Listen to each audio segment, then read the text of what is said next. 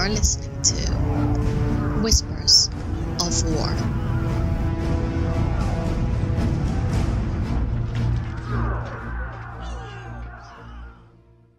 Hello everyone and welcome to Whispers of War, show number 5.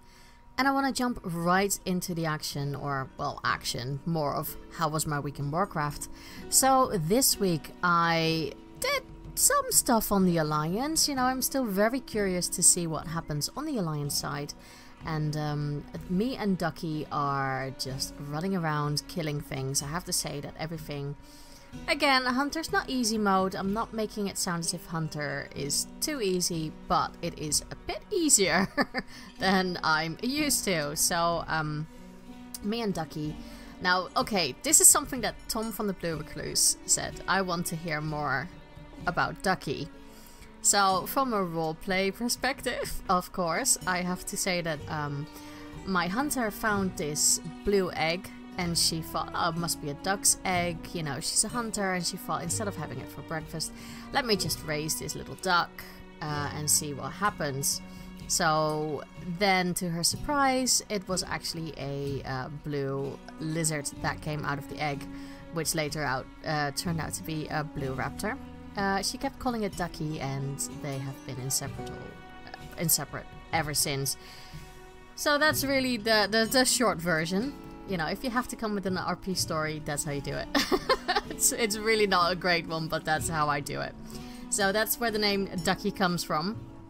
My hunter has a tendency to call her animals weird names because of how she associates with them and stuff like that. Anyhow, so yeah, just going around, still in Drustvar. That's still where I am. I have now formed the Order of Embers. I have to say I am very intrigued by this. I quite like this whole Order of Embers with, well, I guess witch hunters and stuff. So it makes me almost want to create like a witch hunter guild maybe. Not that I'm going to do that, but because I have no time to lead a guild or anything like that. I have no desire to do it, but from a roleplay perspective, again, it really creates many options, I think, on the Alliance side. I think if I would actually see a guild promoting that, I might be tempted to join it. On the guild front, is still guildless. I still haven't found anything on either Horde or Alliance. Not really actively looking, if I'm honest. I will probably find something in the future if I start looking. I know that a lot of people have returned, and I've seen that on the World of Warcraft forums. There are actually a lot of new guilds popping up. It's just, you know, what's the longevity of them? Will they last in a few more months, or... And I'm looking for a guild that is basically a little bit more all-round, so RP and PvP and PvE, you know, raiding. But at the moment it's either or. It all seems to be very hardcore either way, and that's not really what I'm looking for. So, we shall see. I'm just looking for a nice guild of friendly people to socialize with. That's really what I'm looking for. So that's what I did on the Alliance side. Horde side I did a little bit more. My rogue, who is now 120, still hasn't done any dungeons. Unfortunately, life has been so busy. I had no time really to jump into a dungeon. And again, I don't want to be unprepared. I want to watch some videos before I really understand what's going on, because I don't want to be yelled at, even though I think people are still quite forgiving at the moment. But I did, however, go and do some of the war fronts, I think it's called, all of that. So I saw that a lot of all these blue little exclamation marks popped up in the Horde capital, and I thought, okay, well, let's see what this is. Oh, so I have to hand in stuff. Okay, well, I'm not a leather worker, I'm not this, I'm not that. Oh, but I do have some meat from everything that I killed, so I have this. Then I saw that you get rep for it. And a rep is what I need to go further in my campaign for the honor bound. So I thought, you know what? I have enough gold. I don't have enough gold for a long boy, that's for sure, but I thought, I'm not going to sit on this gold, I might as well just spend it. So I went on my merry way to the auction house in Orgrimmar. If anyone knows a closer auction house, Orgrimmar auction house. If anyone knows an auction house that's closer by the, I guess it's Sylvanas, then let me know, because I just thought, you know what, I'll just go to Dalaran, take a portal to Orgrimmar, and then I'll Hearthstone back to my Horde capital where I am residing now. And yeah, that works. It works for now, but you know, Hearthstone cooldown, stuff like that. Anyhow, so I went in there, wrote down what I needed, bought all the stuff I needed, probably spent several thousands of gold, but who cares, you know, who cares. I also immediately checked to see if there were any new mounts on the shop. There are. I'm very, very tempted to purchase some of these mounts, but I am going to wait until a bit later, and who knows, maybe they might drop for me if I actually start doing some rares. I've heard that they actually seem to be dropping a lot more. The one thing I did find, and I don't know if that's a glitch, is the Poseidus mount. You know that rare mount that was somewhere in Vajir or Vagina or that place? That mount, I've seen that on the auction house now so many times, and it's really cheap. So I thought, you know what, I'll pick it up. I don't know if I have to go in the water, at least I have like another mount I could use. Well, I have the water strider mount, but I'm too lazy to rep grind, which is not good for me. I should really do the rep grinding, but yeah. So I got that mount, that's one more from our collection. The other ones look really cool, but I am waiting until, I don't know, until I have more gold, or if these things just drop in price, because they're very expensive right now. But going back to the story, so I bought all these materials, went back to the Warfront campaign quest givers, and handed it all in, and lo and behold, boom, Vivian apparently now has found me some new stuff to do in one of the Alliance areas, so my war campaign can continue. But I didn't. I actually went to Arathi, because why not? You know, it's up there with oh, do you want to go there and see what everything's about?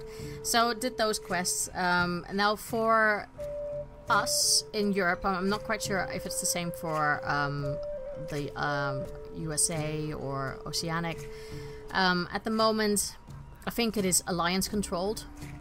So we are, as Horde, trying to scrap resources. I don't know how much we're on at the moment. I don't really take that much interest in it, if I'm really honest. Someone hate me. But I have been grinding rares, and it's really nice to see people. I don't think it's really like intentionally group up together to kill these things, because everyone just wants the fat loots. And I have to admit, it's actually really, really nice flying around in an area that you know and you've seen before, you know, from your first leveling experiences, now killing rare mobs, and getting some really nice gear. I actually found 4 purples, which I equipped, and they have a nice little item level on them. Not that it matters that much, but it does make killing shit a lot easier. So, for me, I was quite happy. Yeah, surprising. I'm actually really enjoying that. The only thing I'm not enjoying about this war campaign in Arathi is the lag. Now, I don't know if it's just me, but it was horrific for me the last couple of days. I tried. It's, you know, first day it was quite bad on Wednesday. Yesterday on Thursday it was so. I have not tried it today. Today's Friday. It might be better. But it was not so great to play, and at certain points, you know, I thought, am I actually, like, avoiding shit? Oh, no, wait, I'm dead.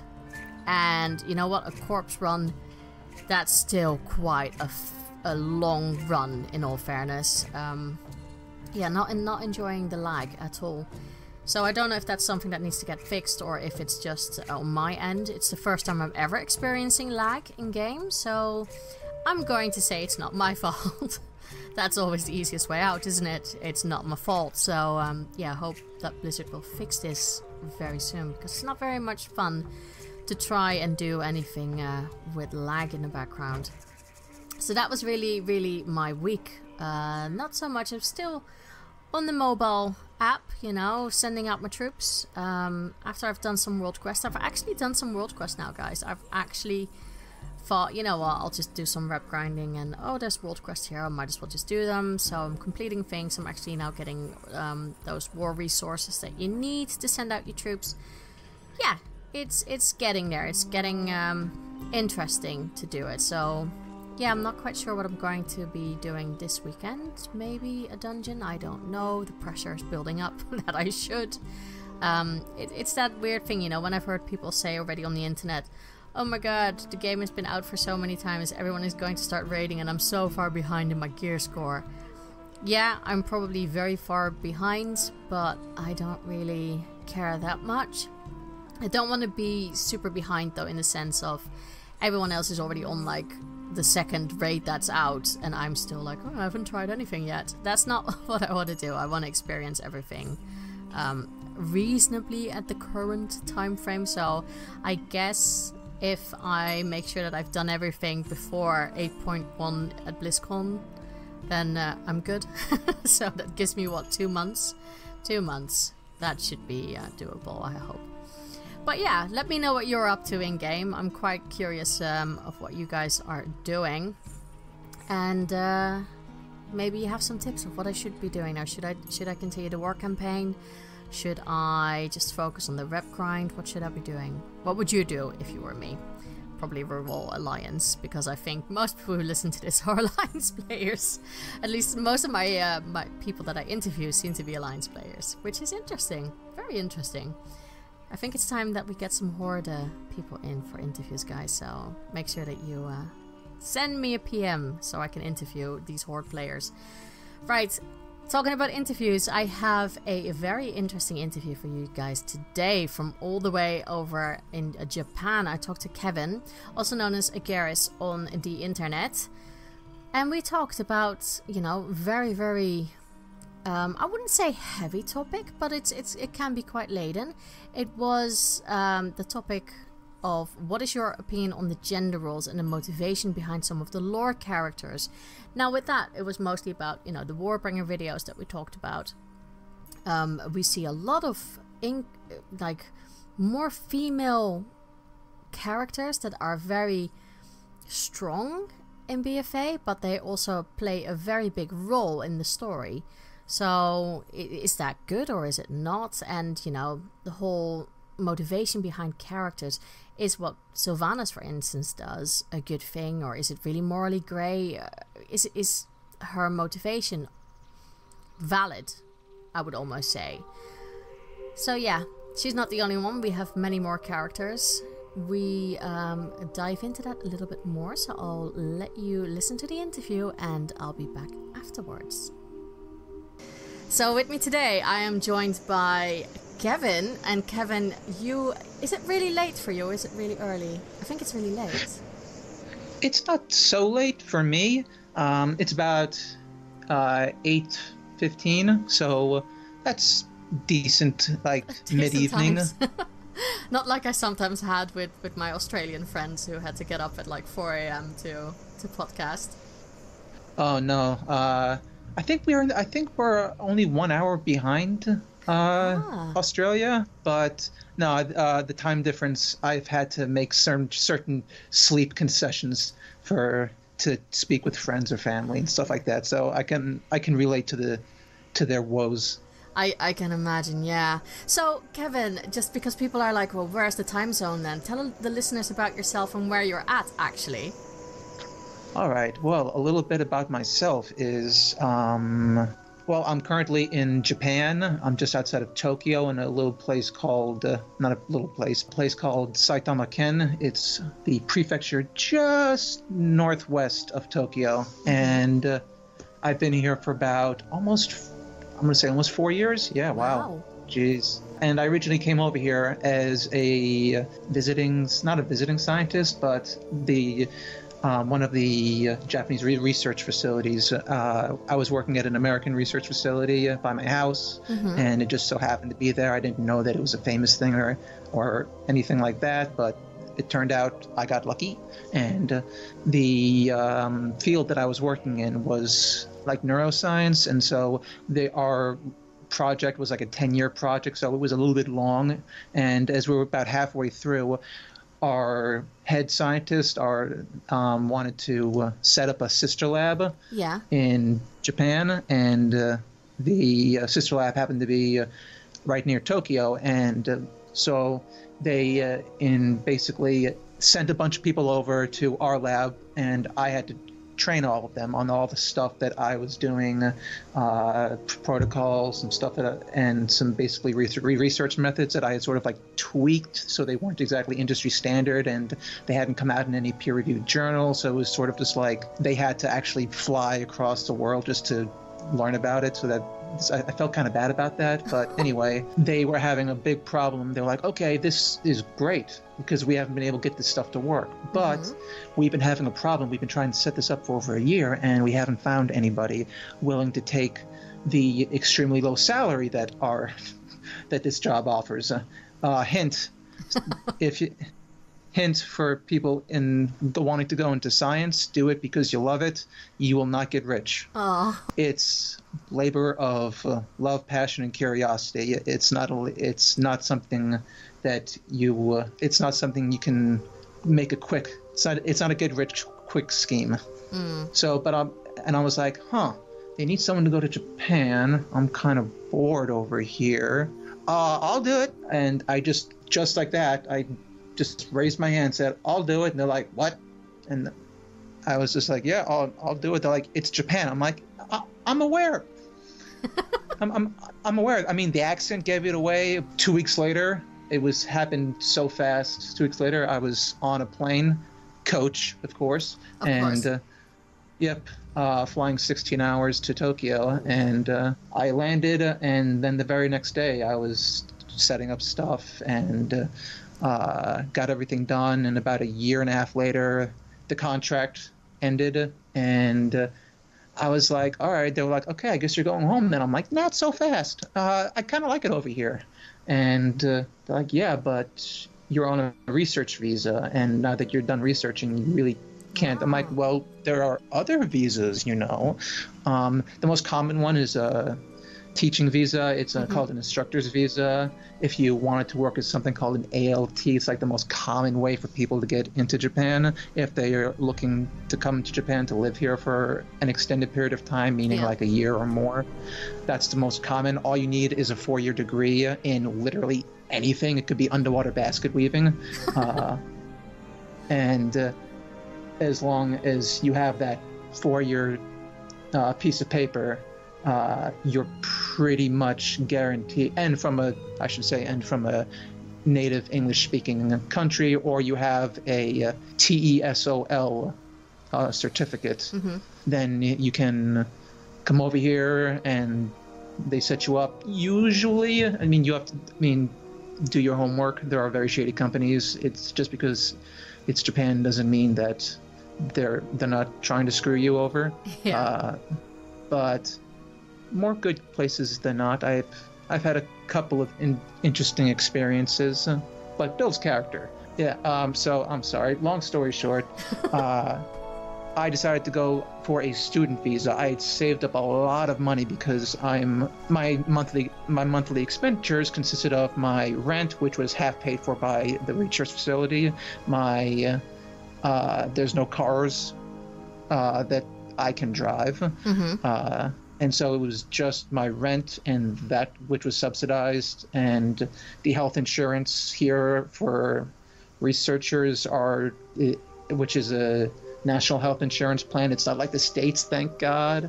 It's a 70-30 split, 70% paid for by the government, 30% paid by you, and you get you pay a certain percentage out of your salary based on how much you make. So it's actually quite a fair system. They take the same percentage from a super 1%er rich guy that they would take from a person who's making below what they would consider they would be in the poverty range, which is ironically where their scientists are. So it was only $10 a month, which is ridiculously great. Your mileage may vary or kilometers may vary depending on the country you came from, but coming from the United States and being used to paying $200 a month for the privilege of not, dying, it was quite an experience. So I decided to enroll in Japanese language school, got a student visa, and I'm working part-time as an English teacher. So yeah. Okay. That's really cool. And, you know, being a former teacher, it can be very, very satisfying having a class of students and just teaching them a language or any other skills. So, it is. With Japan and putting it back into the World of Warcraft atmosphere, do you notice anything about like World of Warcraft players? Because I know that I think you had someone else previously on a different podcast from Japan, and I think, I'm not entirely sure, I might be completely wrong, so please correct me, but I've heard somewhere that actual Japanese people are not so much into gaming as that the industry lets to believe that they are. Is that correct? That is correct. That is extremely correct in a sense. They are not into the same types of games that they produce. Okay. The types of games that are extraordinarily popular here are mobile games. Mm-hmm. They are huge because every single person has a smartphone. Every person has the exact same smartphone. It's the whatever the newest iPhone is. I'm not exaggerating. It's ridiculously hard to find a case for anything but an iPhone because everything in Japan is very homogenous. It's very group centric. So if the group has an iPhone, it would not go well for you if you'd had something different than an iPhone. And they're not really huge into MMOs. They're not really, the only genre that I could think of are the outside of mobile gaming is really, I'm going to say, poorly adapted anime games. Okay, yeah, I think I know what you mean. Yeah, there was a big release and lots of posters for the anime called Sword Art Online and Attack on Titan, or as it's known here, Shingeki no Kyojin. So those are the two ones where I walked into a store. I'm like, oh wow, they're actually advertising something other than a mobile game. And the mobile games are all gacha games because the number one game here is actually pachinko, which is just gambling. And so yeah. So they're not really into anything else. Oh, I should also mention that everybody below the age of 30 plays also Fortnite on their phone. Really? Just their phone. It's all over the place. That is so... Wow, I did not expect that mobile gaming was that big in Japan. Because space is at such a premium here. Yeah. Like the average single person has about 40 square meters for their property, not just their house, but their property. So not a lot of people have computers. Everyone usually goes to the net cafes, which are decently priced actually. Some people actually live in net cafes. So I guess console gaming is much more of a thing. Console gaming is actually really niche around here. Is it? Yeah, they have the PS Vita is actually used over here, believe it or not. Wow, I mean, I still have my PS Vita somewhere. As do I. I don't play it as much though as my DS, if I'm honest. Oh, I mean, there was nothing came out for it. I mean, besides using it as a Persona 4 Golden machine, that was the only really AAA quote-unquote game that came out for it. There was Dragon's Crown, but besides that, unless you were into JRPGs, that's all that comes out for it. And there was about 90% of the games that were made for it never left Japan. And some of these are I'm glad they never left Japan because, as you might know, Japan is a little bit different when it comes to what they censor and what they don't censor, and what they consider to be appropriate and not appropriate. They have some very interesting games. Like there's an entire game based around rubbing the cheek, the knee, and the foot of various girls. That's the game. What? This is a kid's game, by the way, because it teaches you. Because whatever body part you stroke, it teaches you the kanji for it. Okay. Yeah, I can see kind of like the innocence in it. I can also see perverts being completely like, this is the game for me. Oh, yeah, no idea. They market it as a kid's game. Nobody under 30 buys it. No, I bet. I bet there's better games out there for that. Oh my god. All right. So yourself being a Warcraft player, how is Warcraft in Japan? Is it actually being advertised at all, or is it really, really obscure? How is it perceived? No one's ever heard of it. Really? Wow. Yeah. No one's ever heard of it. The only people who have heard of it are Japanese people who have been abroad, and then they say like, "Oh, I've heard of that. That's in like the West, right?" I'm like, "Yeah, it's a little thing, a couple million players, just a little indie studio, yeah."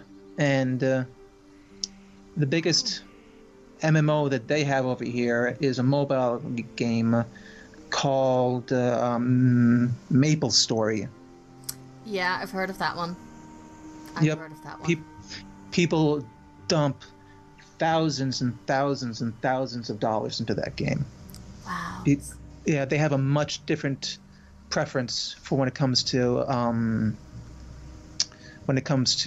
game pricing. Most of the games are free, but microtransactions, and those are over in the West. That's considered really what we call predatory stuff. We always say, "Oh, that's such a predatory business.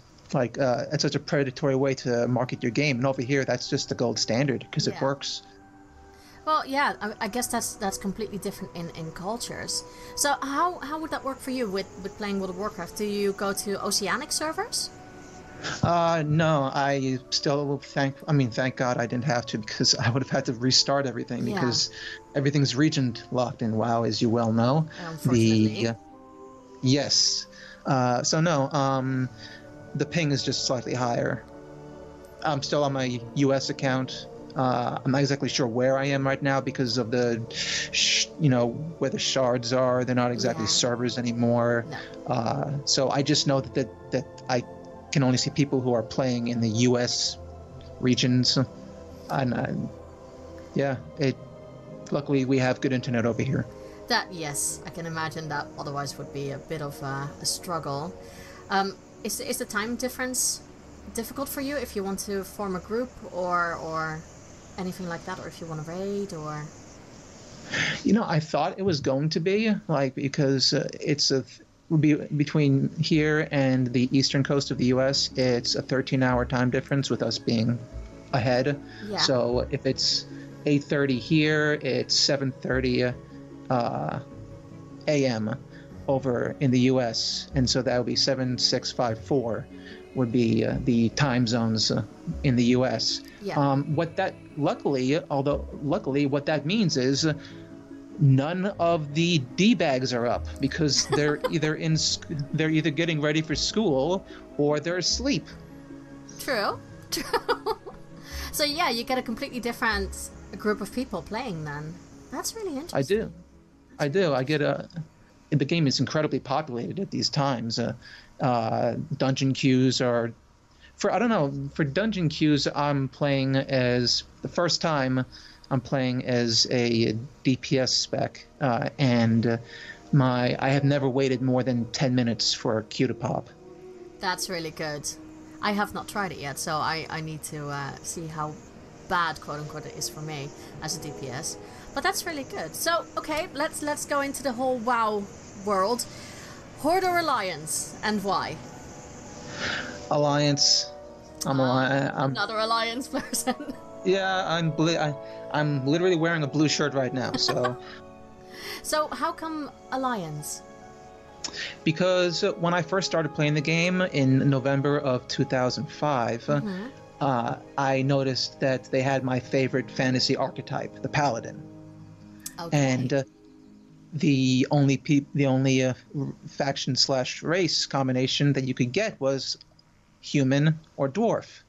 And also I don't like being short in games.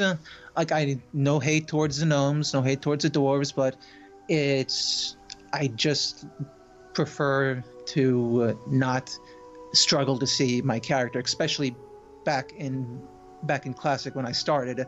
It was, short, pixels were precious back then. Yeah.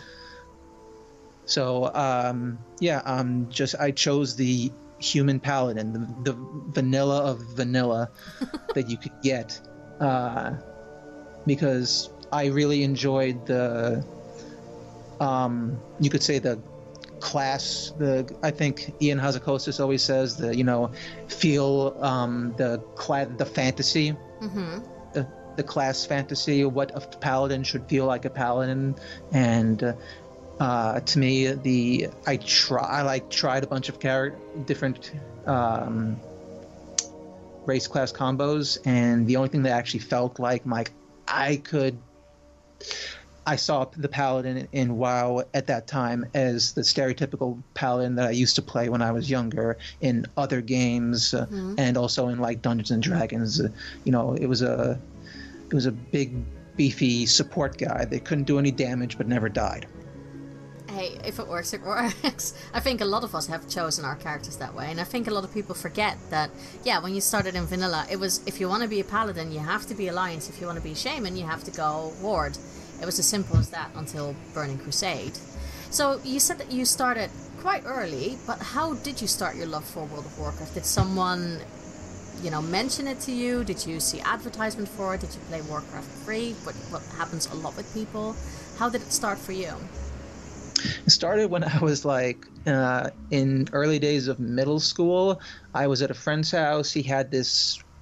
I was very aware of computer games, but I never heard of the type of game that he was playing. He was playing the original Warcraft Orcs and Humans, and it looked interesting. So the next time a weekend rolled around, I, with my allowance that I had saved up, I bought that, and I liked it for what it was. Story was not exactly forefront, but it was fun. And then I heard about, what's this? They're making a new one, and it's going to be better. And this was a couple of years later with I got Warcraft 2 and the expansion Beyond the Dark Portal, I think it was. Yeah. And I played that, and that definitely had more story components in it that I really started to enjoy. And then I went into other Blizzard titles. Then I was addicted to Diablo 2 for years. And then Warcraft 3, huge thing from Blizzard. And I'm like, I have to have this. I must do this. And so I got that. I got Warcraft 3. I played the crap out of that. It was fantastic. It was the first time I ever saw first time I saw an RTS RPG mix with your heroes, and the story campaign was fantastic. It just drew me in, and then the expansion, Frozen Throne, just left me squealing at the very end. And after that, I was just like, all right, I guess I'm waiting for them to make the next, RTS. And then all of a sudden, what is this? And that's about it. And that was it. It's just history. It just grabbed you then. So with the latest expansion being out, what are you most impressed with in Battle for Azeroth? The thing that I'm most impressed with is, I'm a bit of a little lore nerd, so I'm not just with Azeroth, but with any realized world, and so anything that they do to that expanded universe feel like there are layers and layers and layers, and you're just seeing the very first one. That's what really grabbed me about the original concept for Battle for Azeroth. Yeah. When that was unveiled, I was lukewarm about it, because I'm like, really? We're gonna go back to faction fighting? We just, we just killed a planet. Yeah. So how is Blizzard gonna? They're always looking to top themselves. They sort of have to. So I'm like, how do you top that? I mean, I know that eventually maybe Void Lord stuff, but instead they did something that was pretty smart. They wanted to you had this righteous hatred for the Legion. At least I did anyway, because it was just such a great fleshed out mythos. Mm-hmm. And it was the way that they, you could say, advertised it. You could see they advertised and while telling and setting up great storylines and making the characters that you would hopefully be dealing with. Definitely, they updated. Like, for instance, Jaina finally reappeared after 2 expansions, I think, of just of tragedy struck, and then murderous rage. I'm blinking out of existence. Yeah. Then I'm back just to have a little bit of a, you shouldn't trust them anymore. Learn from my mistake, and then poof again. And now she is back, and she is quite the badass. Yes, I will have to agree with that. All right. If you would have to pick something that you're least impressed with, and then we'll go to our topic of the week, because I think we can easily go into that. So, what would be the thing that you thought, okay, it could just be a slight thing or it could be a major thing for you, but what are you a little bit disappointed with or feel like needs to get some work? The thing that I don't see how they could make this work, although it's Blizzard, they can do whatever they want. They print money. But the inclusion of the follower mission system again, it seemed a little bit like tacked on. It didn't make sense. And when they first had the follower system was in WoD, and it made sense. You were an invasion force. You needed an army. You were the commander. So of course you were sending people out. You needed lieutenants. And you needed people to go places that you couldn't be. It made sense from a lore perspective, and they were trying something new. Then in Legion, you were this. At least from my point of view, in my order class hall, the Paladin class, you were the shining beacon of hope. You were the High Lord, and the High Lord has to have, cronies or lieutenants. Yeah. So and you were trying to fight an unfightable foe. So it made sense a little bit, and they also scaled it down, which was nice. But now it's everybody is a champion. You literally have a reputation called Champions of Azeroth. It's no longer like pretending you are the only High Lord, and then the next guy comes in, you're the only High Lord. Yeah. It's not like pretending that everyone is the one. Now it's canon in BFA that everybody has the Azerite medallion, the Azerite trinket, talisman from Azeroth, and you're all champions of Azeroth because the world's bleeding, and that's a lot of blood. It takes a lot of people to clean that up. True. So I don't see, and seeing as how your followers don't have an Azerite trinket on their person, I guess. Also, it's not even like the missions themselves take place in the new world. At least the ones I've done, they mostly take place in the old world. It's like War Orphans of Teldrassil. It's like, thanks, I needed a memory. Thanks, I needed to be reminded of that. It just seemed tacked on. It just seemed like there wasn't a lore specific reason for it. And it just seemed like something that they were doing to, like a checkbox, and they didn't quite want to let go of it. And you have fewer followers, and so it even makes less of an impact. And so it's just sort of seems like a thing that to try and keep you logging in, which isn't a bad thing, but only if it's implemented properly. And I think it's just not my thing. Okay, I think that's fair enough. I really think that's fair enough. I guess it's also a way of them, if you look at it like that, a way of them to keep you using the mobile app for now.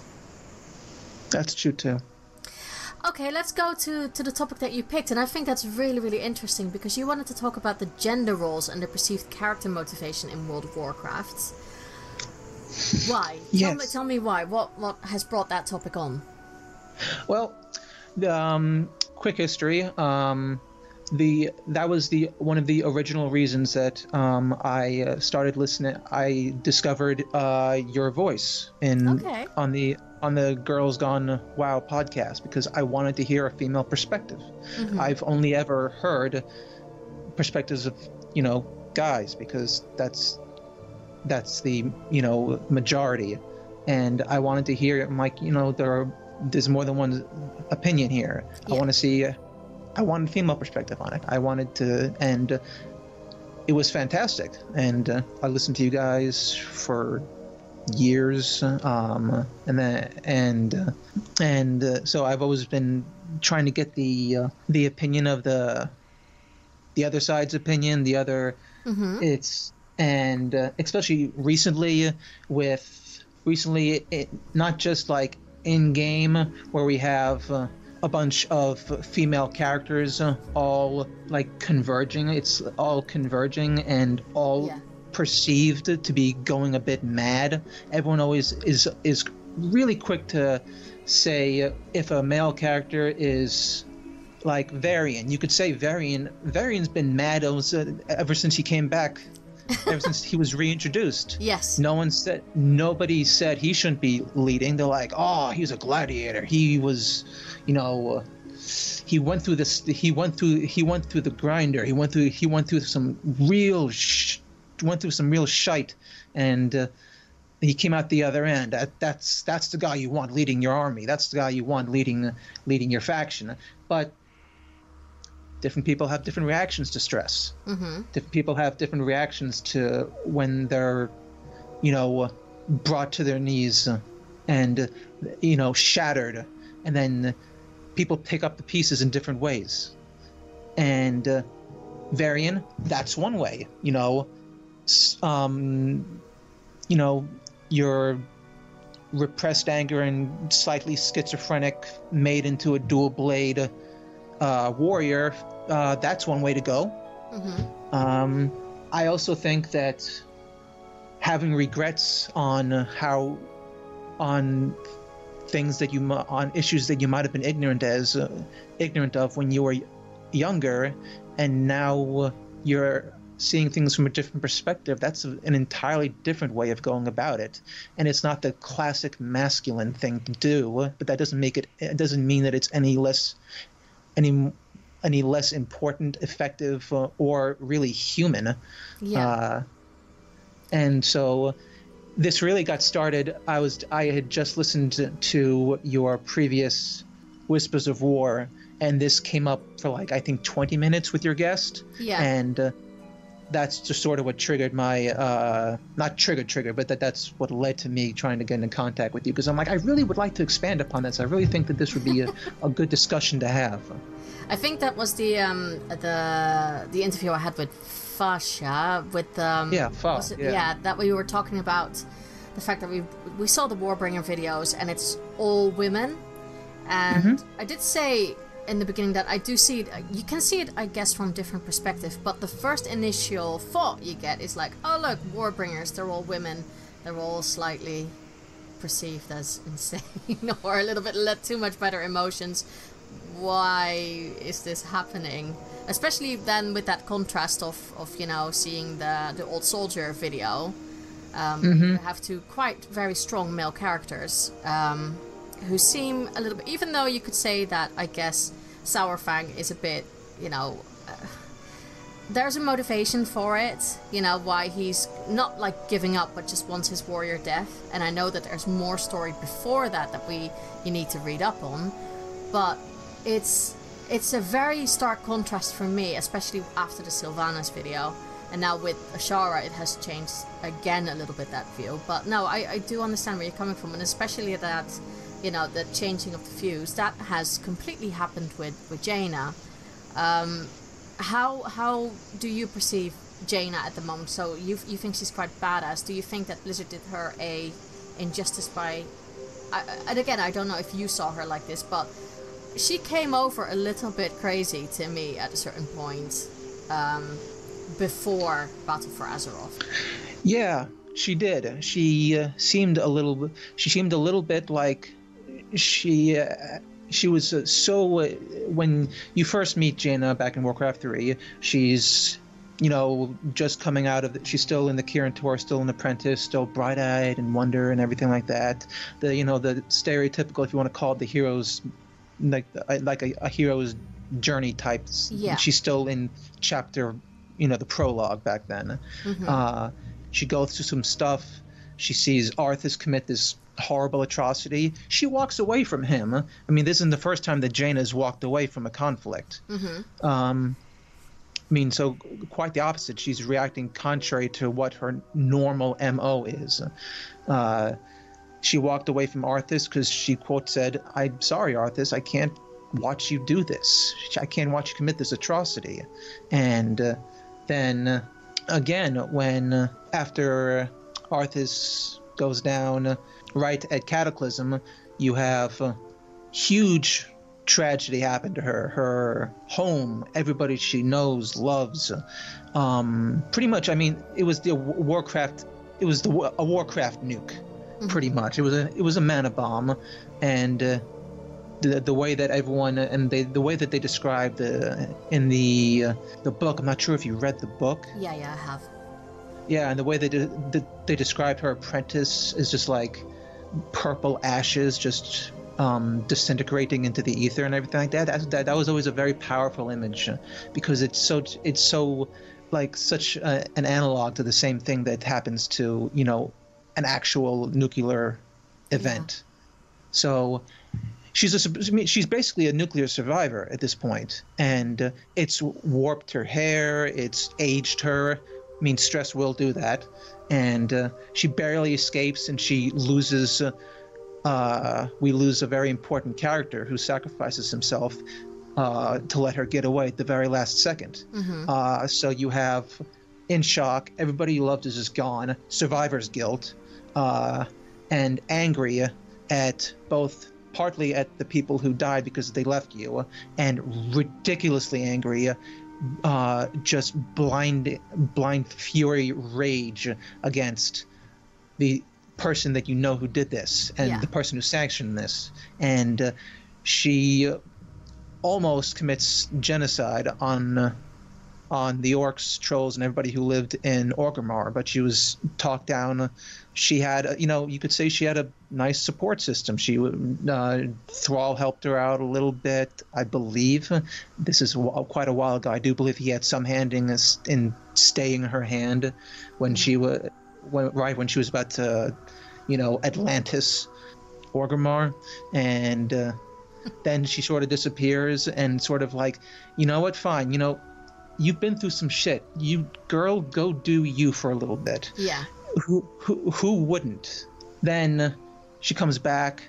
She has this still burning hatred for this singular targeted enemy, like where she can dump all of her hatred. She has shit tons of emotion that she doesn't know what to do with. Mm-hmm. She's not really someone who really. Her character isn't someone who shares their feelings with anybody. She has very few confidences given her position, her power. You know, it's lonely at the top, and she's very much at the top of, you know, the Magi. She was on the council of. She wasn't on the council of 7, was she? I forget. No, I don't think so. But I do think she was leader of the Kirin Tor before Khadgar, basically. Before Khadgar dad came in, yes. Yeah. Yeah. So she was leader of the Kirin Tor. You got to be a beacon. You can't share. A lot of pressure there. I'm just gonna say, and she was barely keeping it together. Then more orcs come in from Draenor. That happens. Legion and everything, and so she's just she's like, I can't be asked. I can't. Mm-hmm. And the thing that was extremely impressive about this cinematic, which really showed me the way I took it anyway, was how she was. It showed her from the very that sea shanty was brilliant. It showed her from her very beginning. If you knew nothing about Jaina, that video told you everything you needed to know of her as a character. Mm-hmm. It started. You could see that she was wide-eyed. She was ready to be, accepting of new ways of thinking, and she went against her entire family. She put everything on the line, and in the end, it really messed her up. It really she got screwed over. Fate did not deal this person a kind hand. You could say she's almost lost everything. She, as we just found out, she's considered with the sea shanty. She literally has a song about about what a terrible person she is. Mm-hmm. That she knows the words to. She sees things from a different perspective now. She's trying to atone for the mistakes of her past, the mistakes that she feels she made. Mm-hmm. For not so much trusting Thrall, but trusting everybody as though they were Thrall. Yeah. Thrall is 1 in a billion, 1 in a million, and she saw him, and she saw the same capability in every other individual from the place he came from.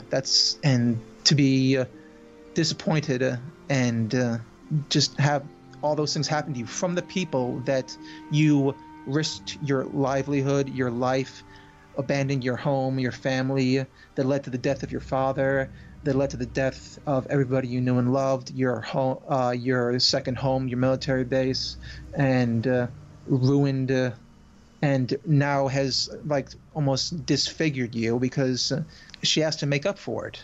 And so even sorry. I'm sorry. I have a tendency to ramble. No, that's perfectly fine, because it is quite a very, I think it's a deep subject, because if you look at Jaina with how Blizzard, I know there was some purpose for the story reactions, but she was absent in one of the most important parts. I mean, the fact that Varian got disintegrated in Legion, you would think that she would be there at a certain point, and she wasn't. I think it wasn't even some of the books or anything that, Anduin was wondering where Jaina was in all of this.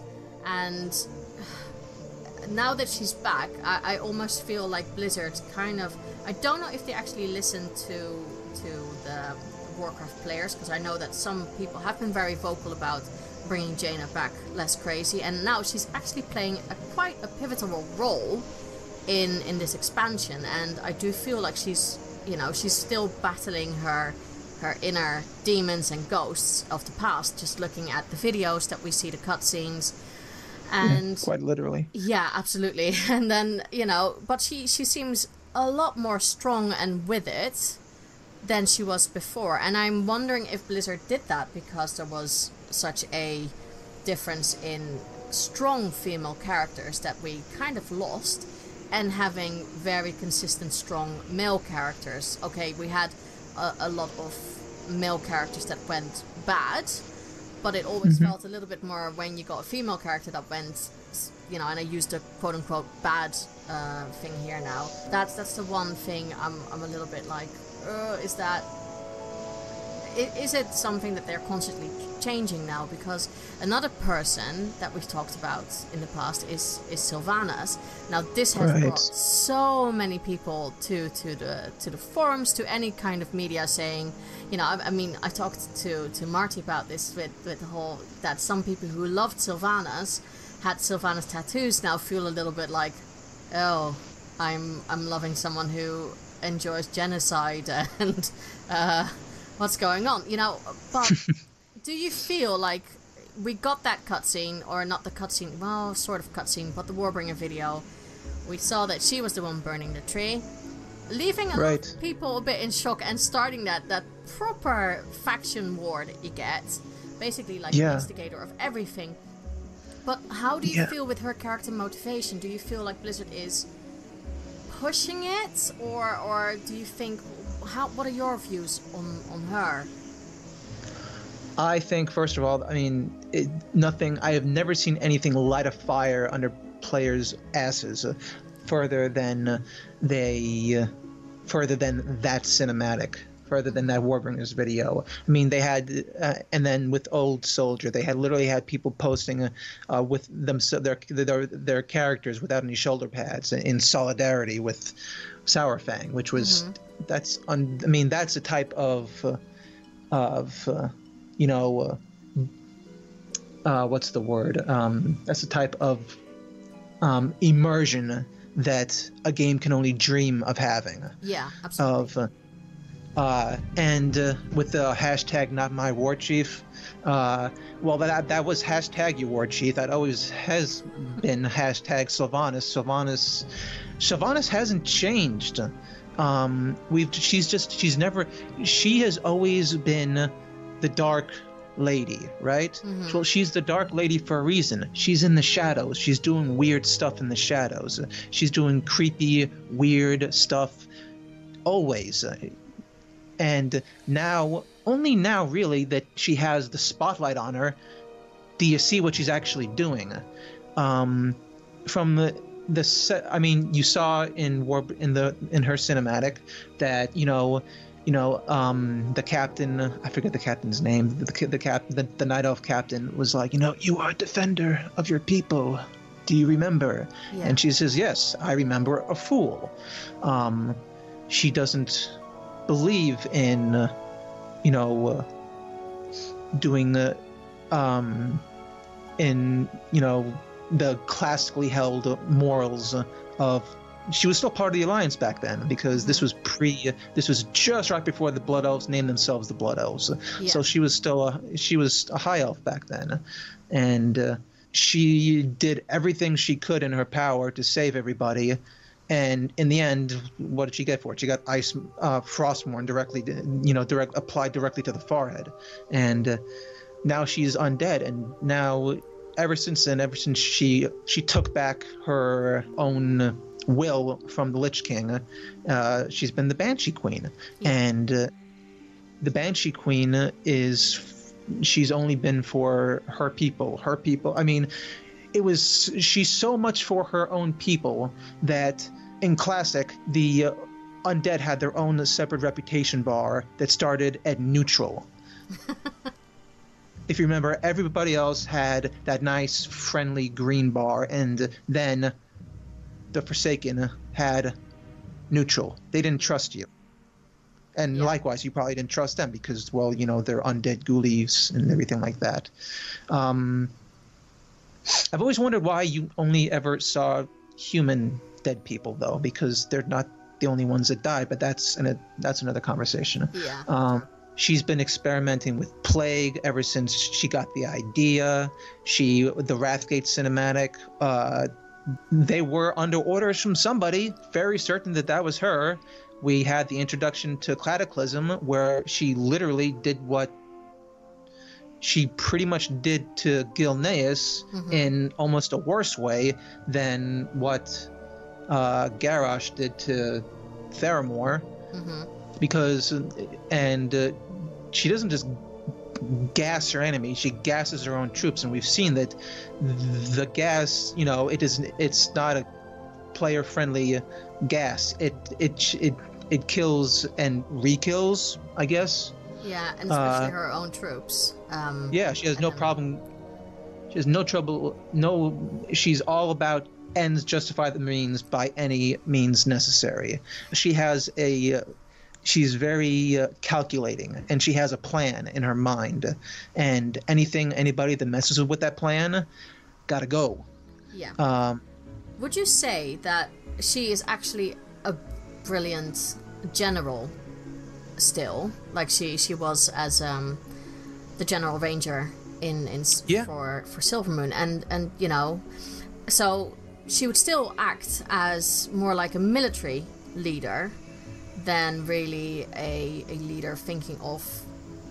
This is where I get conflicted with Sylvanas, because she is the war chief, but I don't feel like she has everyone in the same level of respect. I think she more sees that she can use the other races, except the Forsaken, to basically get what she wants for her own people, the Forsaken. Oh, absolutely, absolutely. You saw her surprise when Vol'jin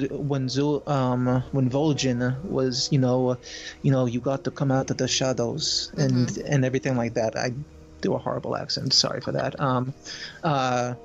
And you could see her like surprise, and I think that she was like surprised, but then you didn't see what she did afterwards, and she all of a sudden gave this rallying speech.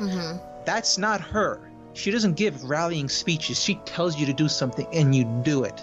So I think that there was a bit of deception going on there, where she was saying where she was saying for the Horde at the right after Vol'jin died. I think there was a little bit of, it was definitely a tactical rallying of the troops, as we saw in why did she burn the tree? Why did she burn the tree? Why? Everyone thinks that it was a spur of the moment action because of the elf who just like made her pissed off, and like it seemed like that. It seemed like she was like, all right, fine, I'm gonna tilt your head this way and burn it. It's very spiteful, very spiteful. Yeah, I think that she had every intention of burning it. I think that she is also, besides being calculating, she also is extraordinarily she's been a classically cruel character. Doing something like that that's just a Tuesday for her. And we saw her, this isn't the first time that she's been committing genocide to bolster her ranks. We saw it in Silverpine Forest during the new leveling experience in Cataclysm, where you mentioned this, that they were on your last podcast, that they were using the Valkyr. She had enslaved the Valkyr to raise more undead, and so we already know that she's really, really, if you want to say morally gray, fine. She has morals and she happens to be gray, but there's nothing morally gray about that. That's straight up Lich King stuff. That's straight up, maybe undead does do something to your brain, or whatever survived, but her end goal she wanted to destroy morale and everything for the burning of Teldrassil. She did. Mission accomplished. But her end goal, you never saw her end goal up until the final cinematic. Her end goal was to enrage the enemy so much that they would attack on a battlefield of her choosing, which she knew whether they were going to attack Lordaeron, because it's the obvious retaliatory strike, which they did. You know that they would have all their big players, which they did, and you can't know this, but at the very end, all the big players, including Jaina, were all in one place, because that's because storyline. You have to have your main protagonists all in one place for something of this magnitude, and I think her end goal was always to try and wipe out the entire leadership of the Alliance in one fell swoop. And she used, and in my opinion, while gaining a foothold for Azerite deployment, that was a nice, secondary military goal for her. In Saurfang's own words, they will come for us, all of them. She says, good. So that's my interpretation of what she was doing. Yeah, I think, like what you said, I think she is brilliant when it comes to tactics, and I think she knew sort of what was going to happen. Why have a trap like that, already set up? I think she is very calculating. I don't think she's as crazy as some people think. I do hope that Blizzard will give her something more than just, she's gone absolutely insane now with power, and she doesn't care anymore, she wants the world to burn. I hope she is not like that, but that's just something we will have to see what Blizzard does with her.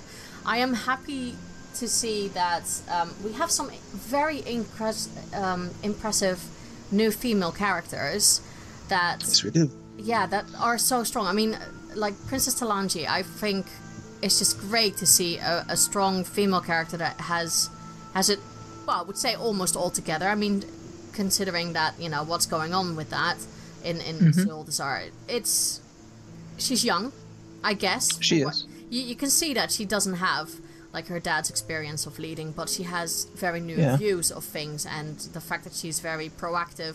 For instance, when you go to Nazmir and you see that she actually wants to take action against the blood trolls, and she actually is in the middle of every fight. It's not like she's just telling you what to do. She's actually there.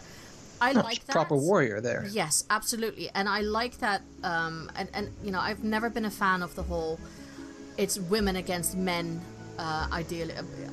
I think that's what me and Fasha immediately said. You know, we're not feminist in that way of that we hate men at all. It has nothing to do with that. It's just nice sometimes with a game that you get some very strong female characters that, you know, because we have younger girls playing this game, even though it says 13 plus, we know that there are younger girls playing this game, and it's just nice for them to not only see like you know, male characters like Anduin, Lavarian, Thrall, all Bane, just all those manly characters who Anduin manly? Well, he's now Manduin. He's become more manly. Okay. So I think I can see more Varian in him by every time that they do something. I think he's also very... I wouldn't say he's weak in that sense, but he has a different view of how to handle things. Oh, absolutely. So he's coming... Yeah, he's coming... I mean, the kid is only 18, you know? Yeah. He's still finding out what works for him. Exactly. But I mean... Sorry, keep going. No, exactly. So, you know, I think they're all getting there. I feel like Blizzard has grown a little bit with not stereotyping men and women in their games anymore. The fact that players now can, you know, if you want to play a female character, you're just as strong as a warrior. There's no stat differences. Like I think they wanted to do in the very, very beginning of Alpha. They wanted to do that, I think, to the game, that there were some differences. And I'm happy that they didn't, because why? You know, have a game that has very strong female characters so that the girls of our generation, who also become game designers and you know, just it's nice to see that they have their strong female characters, is basically what I want to say, and not just because of motivation of something horrific or anything. No, they're just strong female characters. And I'm happy to see that there are also male characters that are, you know, like Anduin, a little bit different. It doesn't all have to be roar and just jump into a fight immediately. You can have the ones that think about the greater good. So I feel, for me, that they are finally starting to, I don't know, more embrace more different personalities and backgrounds of characters. So I do think that the gender roles have shifted. Like I said, I was a little bit worried with the warbringer cinematics, because it did make it seem a little bit like, okay, everyone is going slightly crazy now, and I think it's until you start playing the game that you see more and more and more of that growth of all the characters. And you can see that with Talanji, you can see it even with the Yashara video, that it, it breeds an incredibly interesting villain, I think. The fact, you know, that she was able to basically slap down a old god and was just like, no, you need me more than I need you. Exactly. God of nothing. That was best line. Exactly, and that's just showing again a very strong female character who exactly knows what she wants, and she's not afraid to gamble with her life to get it. And yeah, okay, is she slightly insane? Probably. Wouldn't surprise me. I think narcissistic would probably be a better word. Yeah. Narcissistic rather than insane. She's clearly, she's clearly highly intelligent, but just intelligence doesn't inherently have benevolence attached to it. So yes. She's cruel, I think, you know, if you want to go by cruel character, because she, Whereas Sylvanas probably, and I think I talked about this before, whereas you see in the Warbringer videos how all these three females are leaders in their own rights. Sylvanas, or Jaina is very much trying to make amends with her people. Sylvanas, she does things for her people. It might not be what we all see as a great thing, but it's still for her people. Whereas Ashara just uses her people. They are a means to an end. You know, they are her army, and now Nazov's army. Right. So I think that's where you see like three female leaders, but completely different with how they lead. Yes, and I thought that was a very well done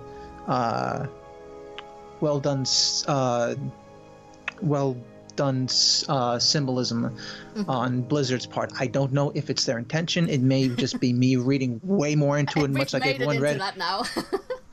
Much like everyone read way more into it, and it's like Occam's razor. It's like, who burned the tree? The person who would give the order burned the tree. Oh, that just makes sense now. Yeah.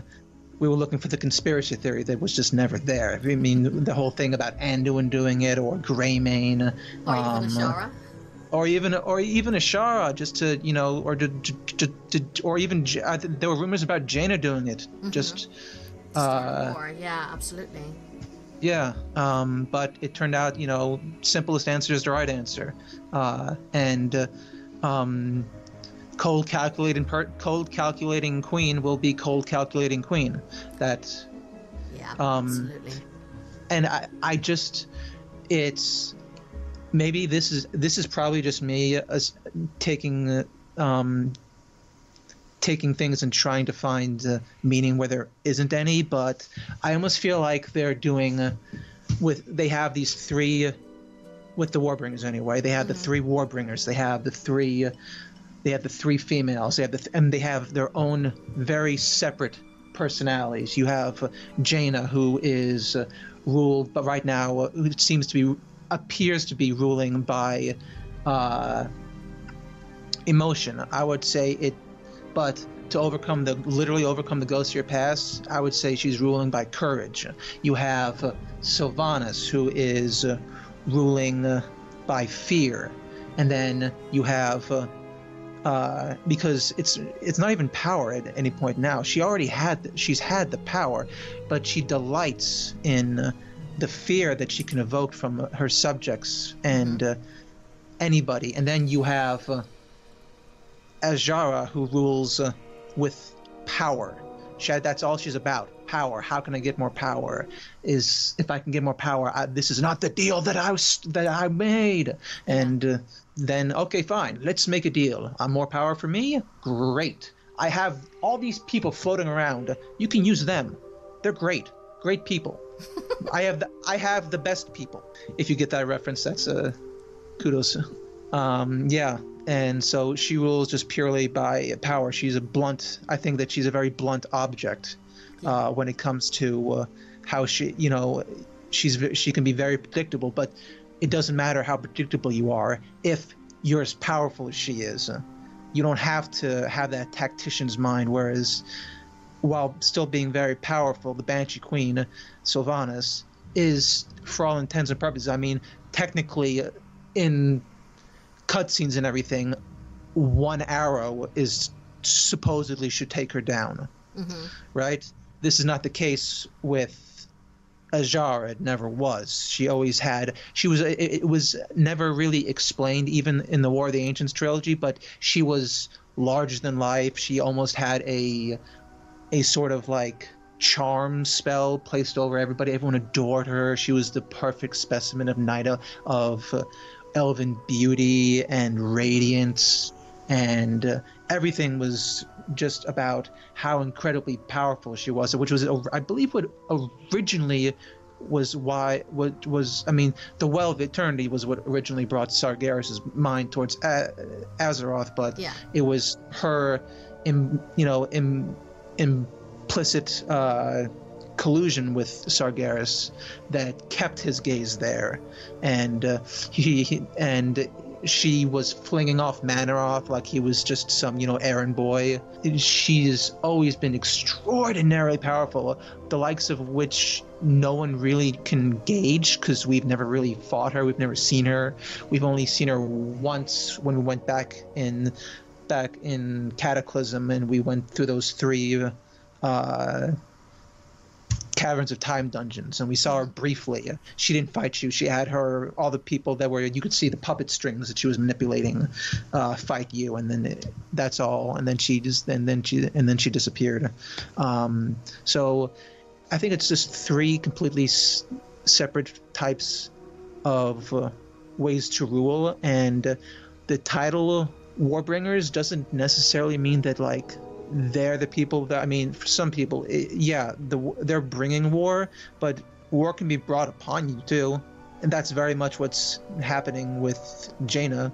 War is being thrust upon her, and now how does she respond to it? You could say it takes 2 to have a war. It takes at least 2 anyway. You can, so each person's way of dealing with power. Absolutely. We talked for a very long time about this subject. Was there something else that you feel you need to add to the topic? I could go on for hours, but no, not really. I think that brevity has its place as well. Okay, so I'll just go for the last questions then. But yeah, this is definitely a topic that I know that a lot of people will have something to say about. At least I hope. I hope that we'll get lots of reactions on this. What tips do you have for, just to bring it back to Battle for Azeroth, with everything that you might have already seen in game, do you have any good tips for the listeners regarding Battle for Azeroth? Things that you might have discovered that people might have not, or any other things that you think would be useful? Yeah, I would say also sort of the way you say you like to play. You don't, with this expansion, I think Blizzard is going for, I mean, I honestly think that end boss is going to be some sort of old god stuff. I mean, it's especially with the last Warbringers, with Ajara, that's all but pretty much cemented that. But until then, it's going to be, I think that this expansion they couldn't raise the bar with killing a planet. Although Azeroth, is bleeding to death, so maybe they're going for, I think this is going to be the expansion about redefining character motivations. And you can't understand character motivations if you don't read the stories. So do all the zones. There are 3 of them. And by all means, roll another character on the other side to see that side of the story. And the main quest line, read it. Read the quest text. I know it's a very, some people can't be bothered, but I think in this expansion, it's extra important to understand the plight. Especially, I'm not very familiar with Zandalar yet because I'm still trudging away with Kul Tiras. But if I had to use some Kul Tiras up in one word, I would say plight. And to really understand that, and I think that to get the most out of this expansion, if you want to have that fire underneath you that you got when you saw the burning of Teldrassil, when you saw Old Soldier, and you were like, and in solidarity, I shall take off my gigantic shoulder pads, and hashtag not my more truth. If you want to have that level of immersion, immerse yourself. Absolutely. I absolutely agree with you there. Yeah, it's a really good tip. I think, it depends what you want in game, but if you want to know more, definitely do all the zones, and if you want to know both sides, just roll both sides. You're not limited to servers anymore like we were in the past. So what has the Warcraft community meant to you? Because I know that you're quite active on Twitter. At least, I've had you on my Twitter for a very long time.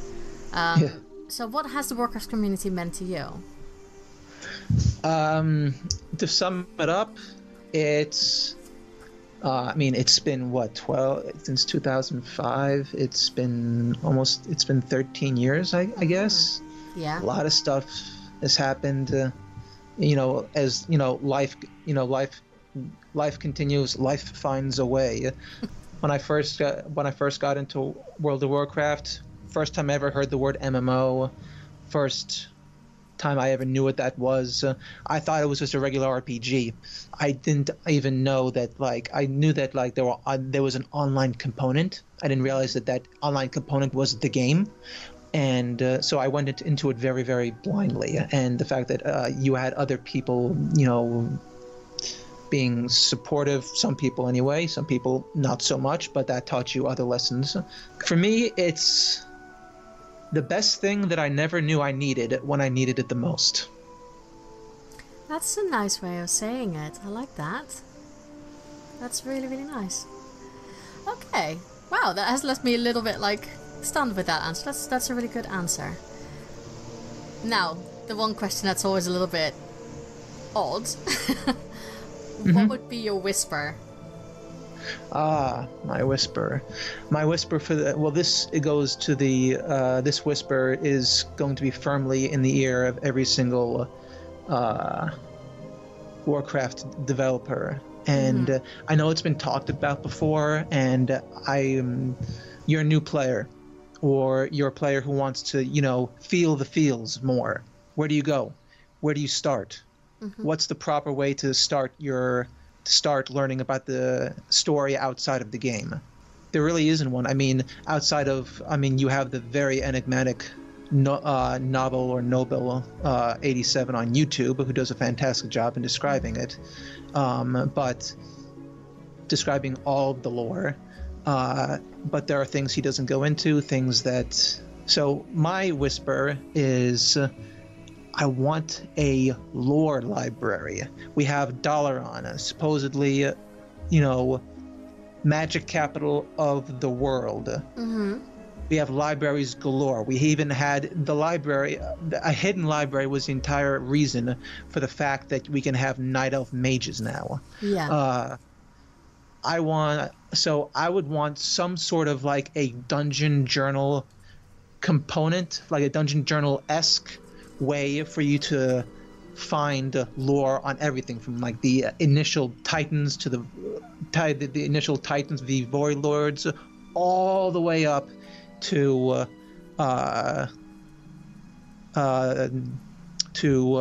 Ashar's cinematic. I would really I know that's a big ask, but they have a ridiculously talented at least one ridiculously talented writer that has been getting a lot of flack that she doesn't damn deserve. She doesn't. Christy Golden. She's fantastic author. It's not that they can't do it, it's about the priority of doing it. So the priority of doing it, I would like their priority to be higher, to get a library system where you can sit down and you can get all that lore, all of when N'Zoth says that, the Black Kingdom. What is the Black Kingdom? I want to know more about that. Yeah. That sounds and looked ridiculously cool. It looked like some sort of thing out of like a Coruscant mixed with a mixed with Lovecraftian. I can't even. No, I know what you mean. It has that atmosphere of Lovecraft, ancient Egypt, old civilization. Exactly. Yeah, I know what you mean. And that would be so cool, an interactive library. I would love that. I'm sure Khadgar is, he could be working on it. Knowledge is power, right? Exactly. He's not doing anything now in this expansion, so he might as well. Yeah, he instead of writing dad jokes, he could be, he was the Guardian at one point. He could, guard against ignorance with a library. That's a really, really good one. I like that one. Okay, so let's go to the very final question of the podcast. Where can people find you if they want to go into more conversation with you? My Twitter is at Ageris, Ageris, and That's really my only online presence. Other than that, if you happen to be in the Japan area and want to, want to go to Shinjuku or something like that, and just have a talk about, just geek out about WoW, I'm up for that as well. Anything to further the conversation, anything just to further the conversation about things that aren't talked about a lot. Good. I like that. That sounds cool. And who knows? There might be a lot of listeners who... I actually do get some downloads from Japan, so who knows? Who knows? Well, thank you so much for the interview. Well, thank you so much for having me. So I hope you enjoyed that interview. I certainly did. But of course I asked this question on Twitter. I kind of slowly bended it a tiny bit, just because, it's quite a heavy subject, and I was also really curious to see if people actually had favorite female characters in this expansion. So some people actually told me who they think is the best or their favorite this time around. So let's start with what everyone said. And also Kevin said something about Ashara as well. He said, one thing to say about Queen Ashara, it takes some ovarian fortitude and a grandiose sense of import to go from being worshipped as a god queen to machinations of being worshipped as a queen by a god. Her ambition without equal. Very, very true. I am so looking forward to seeing more of Ashara in game. And I do hope that we, even though in Wrath of the Lich King we had a bit of a build-up with seeing Arthas in every zone, I do hope we get to see a little bit more of Ashara now and again in 8.1, and that, those small hints that we get more of her personality and her plans. That would be a nice build-up. I don't hope she's just, oh, here's the raid boss, bam, that's it. I want proper build-up. Huntmaster Zelencia, I hope I said that correct, Zelencia. It's always great to see strong female characters in game. They take a lot of shit from people. Makes me glad they are just pixels. People are downright cruel. World of Warcraft is doing a great job this expansion. You know what? They are incredibly strong in this expansion, and yeah, they have to go through some really bad stuff. I mean, look at Jaina. Look at, even Sylvanas, what she had to go through, and I guess to a certain extent Ashara. Then we have Talanji and Talia, or Talia, depends how you say it. That is also, with some of their backgrounds and what's going on and seeing how strong they are. Yeah, I'm quite impressed with the women in Warcraft, so I agree with you. Ryakan said, I'm glad to see the role of women leading this expansion. I'm a huge fan of Jaina and have been since Warcraft 3 for sure. I also don't think we've seen all of Sylvanas yet. I think we've got more from all of them, including Princess Talanji. That would be really cool. I'd like to see more of Princess Talanji, because some of you might not know this, but her father Rastakhan apparently has survived many assassinations, including one from his wife. Now I'm going to assume that's her mother. I would like to know more about this woman who tried to kill her husband. Not that, I'm sure if my boyfriend hears this, he's like, hide the kitchen knives. That's not really what I'm aiming at. I'm just very much curious as to what prompted that, and what the relationship with her mother is then. That really has me curious. I want to know what's going on there. Trimble Kazakh said, Sylvanas has always been there. I don't think there has been a sudden surge of leading ladies. Both always seem to me to have them. Red Dragonflights, the orcs that saved Garrosh, Grim Totem, lots more if I sit and think about it. That's true. There have been a very, very strong female characters in game for a very long time. However, I do feel like all of a sudden they get to be put more in the limelight with this expansion. Most of the time they are centered as the center person in any of the videos. They're the ones making most of them are making the rash and very intelligent and thought through decisions about the wars and all the battles, and it seems more like they are at this point in charge. That's really how it feels. I don't know if everyone experiences it that way, but for me it certainly feels that way. Tom said, of course this is Tom from the Blue Recruits, Irel, she proved there is nothing we cannot achieve together. Also more badass female paladins, please. I really hope, you know, we've heard the rumors about Irel and the fact that she's gonna be cuckoo on Draenor. I hope that she is not going to be that person that we hear she's going to be. I hope that there is a little twist there and it will be more interesting than just having another woman going a bit insane with power. It would be nice, and especially because I really liked Irel. I really liked how she, even though she had to take Velen's place, I was heartbroken about that. Yeah, I still think that she was one of the coolest characters we've met, and then there was nothing.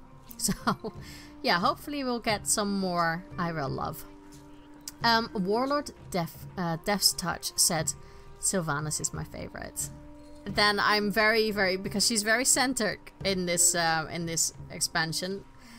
I'm hoping you're having a good time with that. I don't know what will happen with her. I hope it won't be anything too catastrophic like we said in previous expansion, or not expansion, the episodes.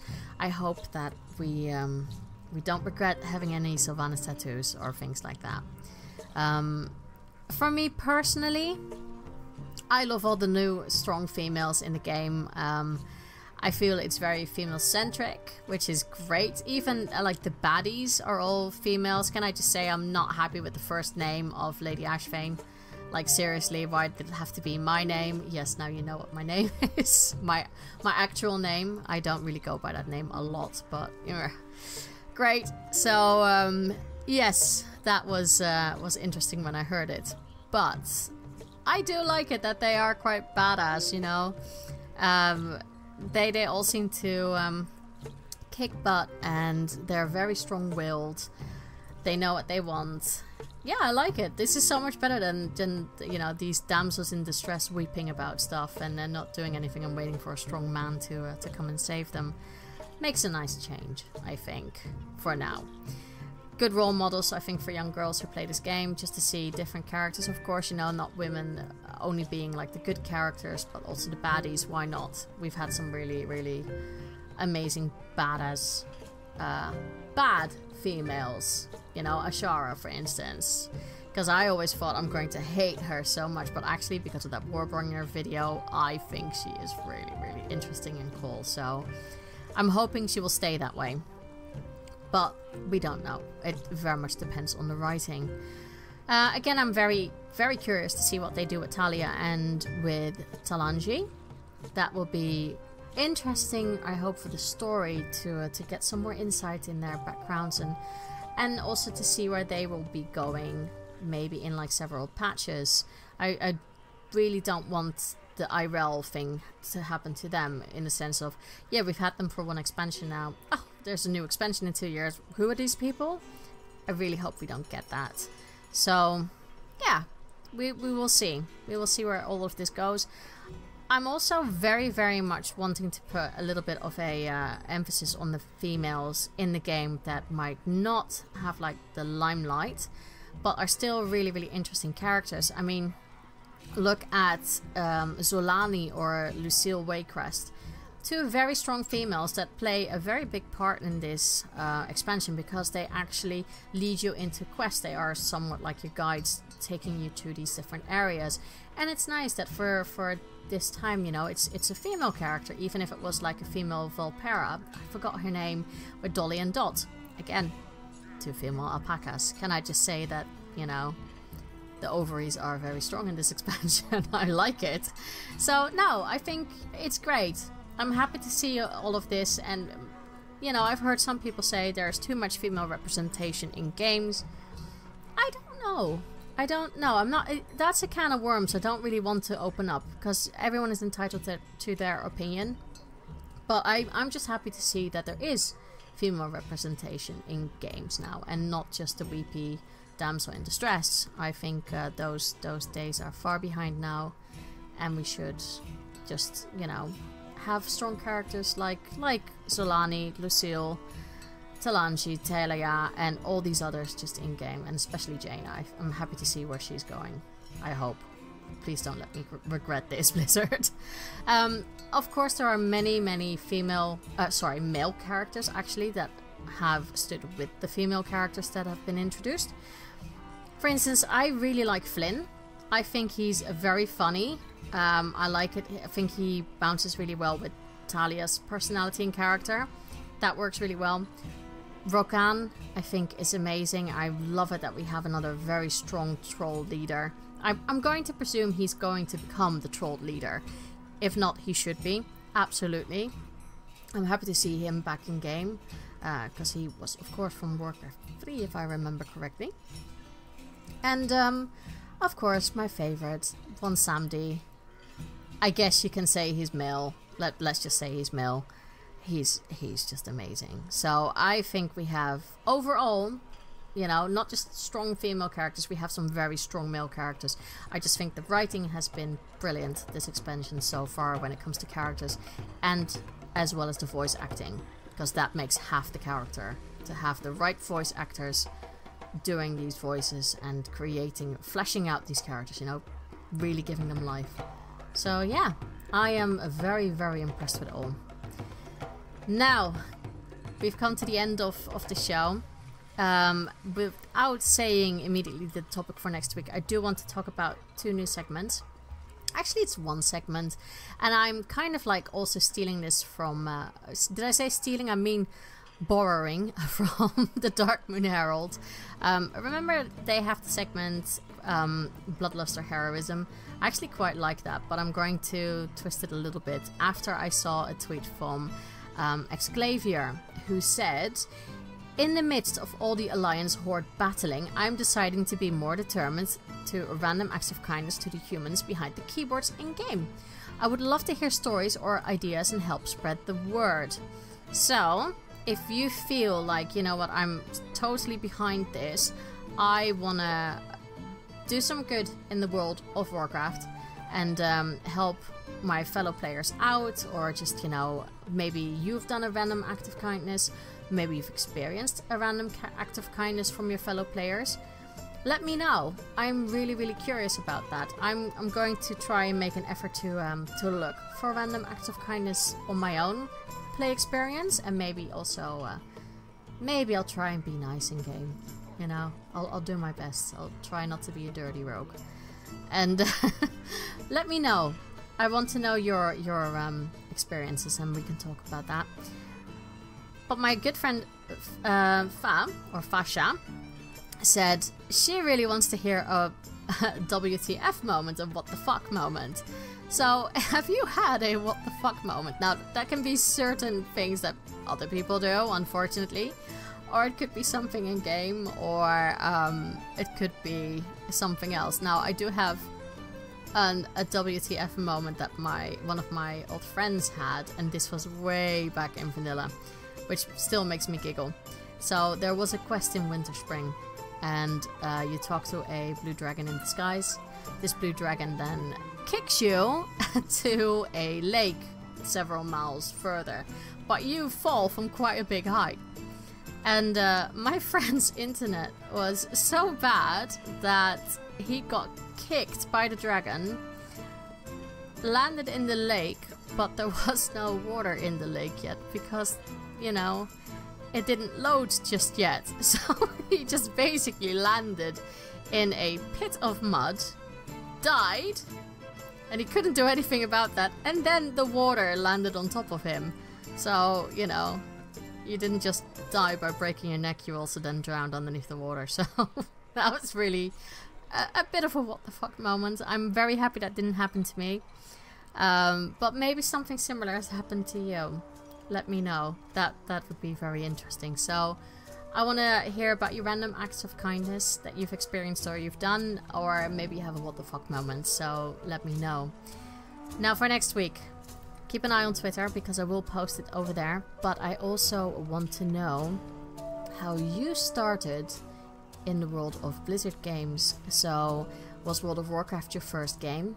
Or were you dragged in by other games? Were you a StarCraft player? Were you more of a Diablo person? Or, you know, I just want to know what happened. Warcraft 3, was that maybe it? Or maybe the very first one? What was it that pulled you into the world of Blizzard gaming? And if it was just Warcraft, then I'm very happy to hear about that as well. How did you, you know, what made you go into World of Warcraft? Did someone advise it to you? Did you see ads for it? Let me know.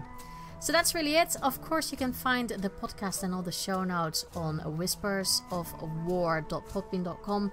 You can find me on Twitter, whispers_of_war, or you can find my personal account at McMonkeys with a Z. Email the show if you have a long story, or even if it's a shorter one, I'm happy with that as well. whispersofwarpodcast@gmail.com. Thank you so much for downloading the show. I really appreciate it. And I will see you guys hopefully in next week. Bye bye.